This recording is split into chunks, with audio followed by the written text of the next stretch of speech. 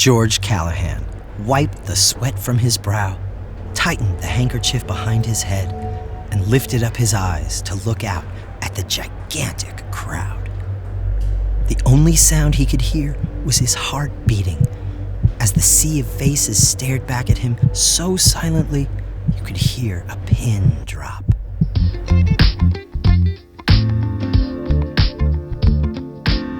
Jukebox Joyride is the story of, imagine your goofy uncle discovers time travel and decides to travel all through history, going to the best concert of all time.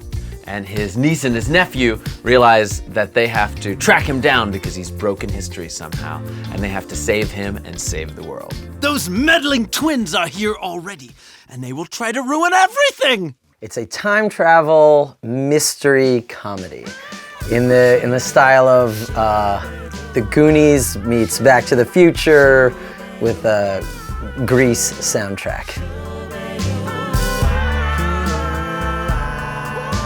The music in Jukebox Joyride is very much a part of the story and the storytelling. And also it was really fun to get to write songs from different eras of history and different genres that you don't necessarily get to write as your band all the time. You can hear classical music, you can hear bluegrass, you can hear New Orleans second line, hot jazz. So we'd spend a long time getting the story quite right, each chapter.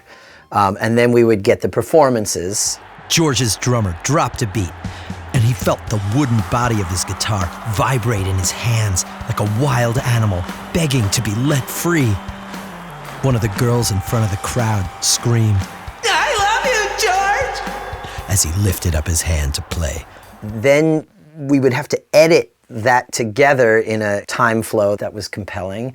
And then you'd add sound effects and beds of ambiance to bring in more detail.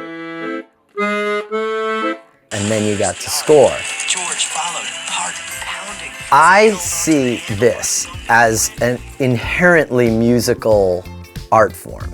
Even the dialogue is lyrical. Plus, we picked the easiest story you could possibly tell, which is a time travel story. Yeah, there's no complications there with plot. It's really simple. It's totally straightforward. It's not straightforward.